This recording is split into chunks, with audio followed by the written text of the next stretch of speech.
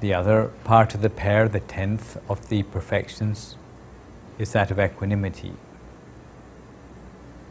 Usually loving kindness and equanimity come as part of a package of 4, what's known as divine abidings, Brahma Vihara, which are seen as 4 different aspects of love. Loving kindness we already learned about, not bearing to see others suffer.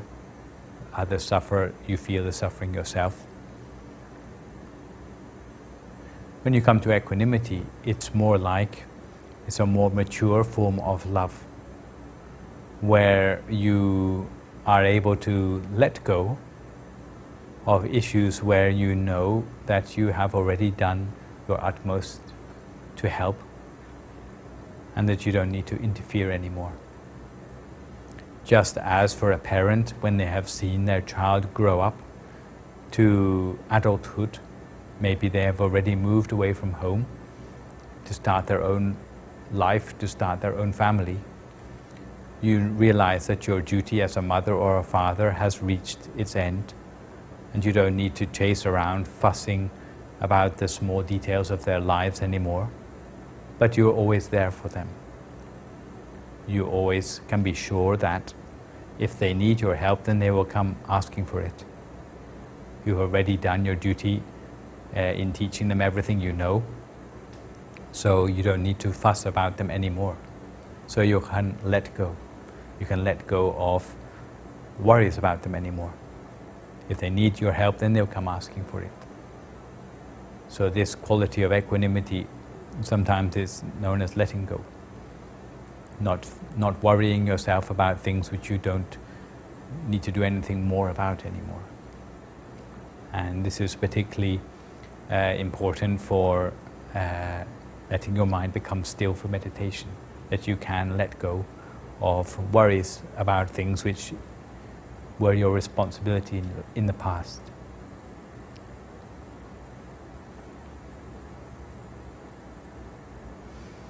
The Bodhisattva gave the metaphor that in equanimity you should behave like the earth itself, which doesn't shudder if something unpleasant is spilt upon it, which doesn't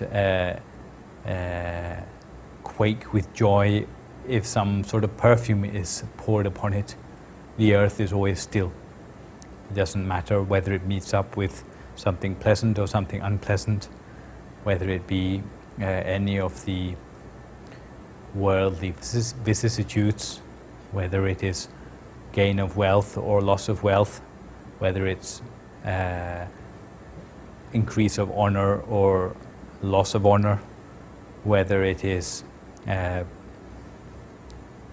praise or gossip, whether it is happiness or unhappiness, then it's all the same to you, because you have transcended the worldly vicissitudes already. So you have this quality of equanimity.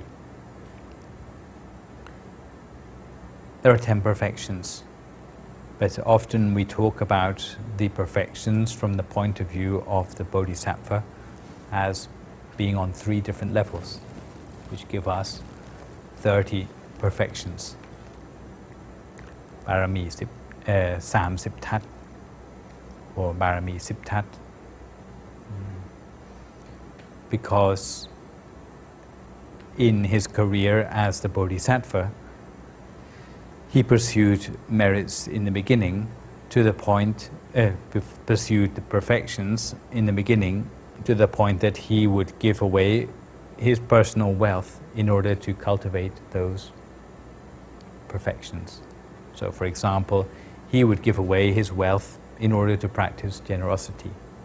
He would rather have generosity than to store up wealth for himself.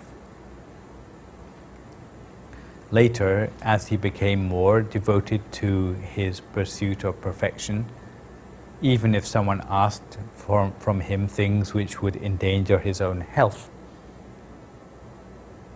For example, if someone asked him to give away his own eyesight for the sake of his perfections, he would still agree to do that. It's not easy for us to do, but it's probably the most convenient in the form of giving blood transfusions to other people. If you would willingly give of your own bodily organs for the benefit of others, even though you need the blood for yourself, then that is said to be pursuit of perfections, not just on the normal level, but on the level of what's called the upaparamita. And we see examples of the Bodhisattva giving his own heart, giving his own, one of his own eyes, for example. And it said that the Bodhisattva had given away as much of his blood as would fill the ocean over the course of many lifetimes.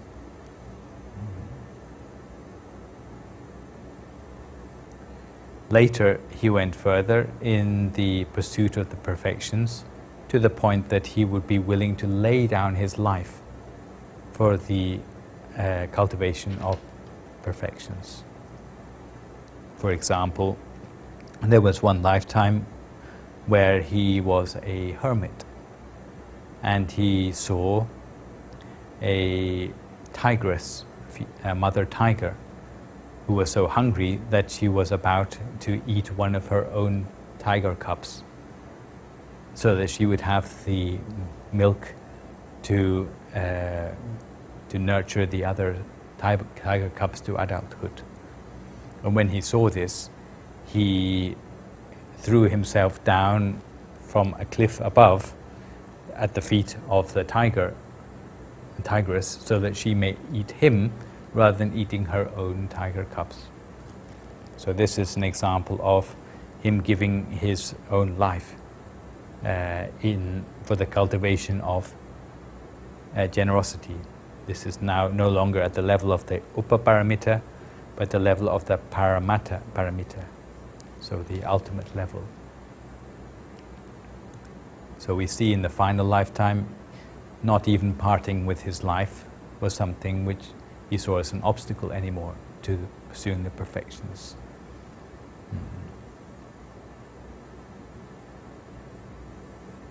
So when we are talking about the Bodhisattva and what was necessary for him to go on to Buddhahood, it was not just over the course of a lifetime or two, but over the course of very, very long career of perfections, to the point where we see him in the final 10 lifetimes pursuing the perfections with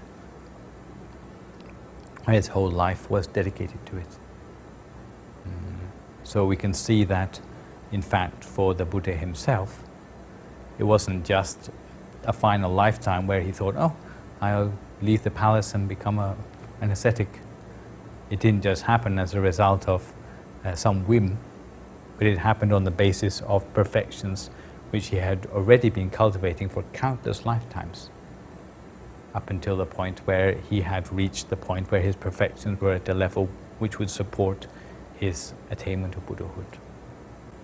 Now that we have seen what was underlying his quality of Buddhahood, not just one lifetime, but countless lifetimes in pursuing perfections. Has anyone actually taught you about? No. So I think I just say a few words of introduction about the meditation here.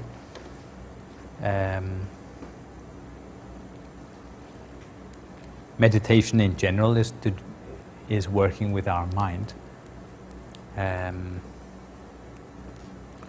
Mind is not something which we learn about very much in the West. We learn only about our brains and our nervous systems.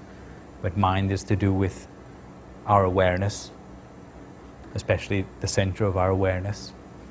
And normally, if we never make any effort to train our mind, then it will just wander around all over the place. It gets caught up with things which we either like or hate. So if we're walking past a shop window, our mind tends to get stuck on the things which we like in the shop window, to the extent that even though we may have gone home long ago, our mind still might be drifting around in the shop window.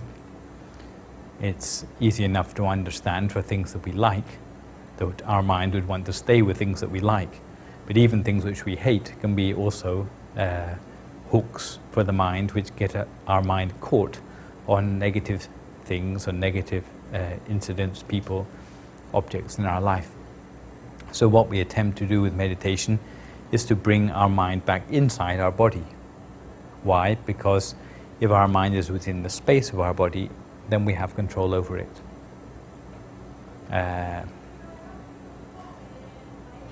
It could be anywhere in our body, and there are many different methods of meditation described in Buddhism for bringing the mind back within the space of the body, whether it be breathing meditation, where we focus our mind on the breath as it goes in and out. This is one way of ensuring that our mind stays within the space of our body between our nostrils and our lungs. But unfortunately, it still doesn't give us a still mind, because our mind may still be following the breath in and out. Other methods which are used in Buddhism are focusing on the rising and falling of the stomach, what's so-called rising and falling method. Again, it focuses your attention within the area of your stomach. Some people sit and meditate like this and they go Om. If you focus on where the sound is coming from, then again that's a form of meditation, because the sound comes from deep inside you. But the method of meditation which we follow here, which is the one laid down by the great abbot of Wat Phra Dhammakaya, is a variety of methods which tend to focus the mind somewhere in the area of the center of the body. So, if you want to be precise, then somewhere around this area, number 7, which is 2 finger breadths above the level of the navel in the center of one's stomach. But you don't need to worry too much about the exact position, but generally speaking, it's in the middle of the body. You can do anything you like to get your mind to go there. Usually the simplest way is to imagine something bright as if you see it there. So if you were to imagine the sun shining in the sky, could you imagine that? Sure. Yeah? What color is it when you think of it?